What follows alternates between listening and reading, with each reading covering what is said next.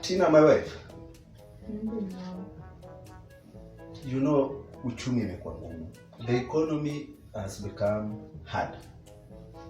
And as a breadwinner in this house, I'm coming up with new rules. Yeah. Gani hizo? Si unajua wakati uchumi imeharibika lazima vitu zitengenezwe. Unamaanisha? Kwa mfano, umekuwa ukienda kwenu mara 5. That one cancel. Kwenu utakuwa ukipiga simu uende.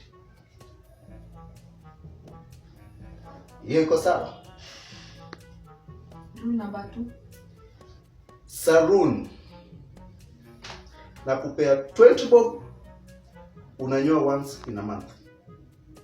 20 bob. Kunyoa. Si unaenda pale kitongochoni pale Kibira pale chini, si utapata mahali pa kunyoa na 20 bob. Hata kwanza wananyoa na 5 bob. Rule number 3. Kwa hii nyumba sasa itabidi, manake hatuna watoto, itabidi sasa tuanze kufanya food rationing. Type of shit is this? Rationing inamaanisha nikikula asubuhi wewe huli. Ikifika jioni mimi sitakula, wewe ndio utakula.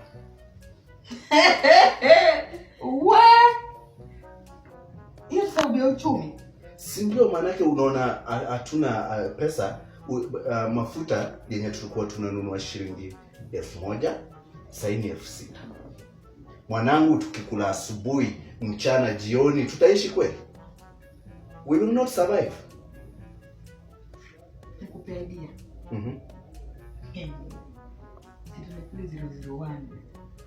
Kwa Makongeni kuna mganga. Mganga maarufu. Kufanya hivi. Akatupatia dawa. Leo kuna 1000. Ukienda Naivas. Sunga ama ukienda Topista yote hivi. Sunga sima ni 130. Yaani 130. Sasa wewe ushauri unapeana pesa. Sasa ya 130. Yaani wewe una hiyo bei, yani kwako wewe inakuwa 90 bob, 80 bob. Sasa mganga akuoshe na dawa fulani. Unamaanisha kifumba macho. Sasa hata nikimpea 20 bob na nimepea. Umepea. Mwanangu sasa wasungumza mke wangu, ndio maana nilikuoa Tina. Sasa tukienda kule hiyo kuosha na dawa fulani afa kupata kijimti kidogo kama hichi. Masikia mume wangu akika kwa mfuko. Wakika mfukoni. Siku zote wewe umeenda ni taskizi Naivas ni wapi? Wakiweka mfukoni. Nisikisahau. Usikisahau. Sasa wewe pale tukatoa 500, utabeba tishulia sijui 10, ziko 10 ndani, utabonga zile mataifa, masoko, mapembe au 1000 inatosha. Wow. Unaonaje? Hiyo wazo ni njema. Na tuende lini? Hata kesho. Ama sasa hivi. Twende sasa hivi. Baba penda chamwele. Si chamwele, sio uchumi umekuwa ngumu wewe.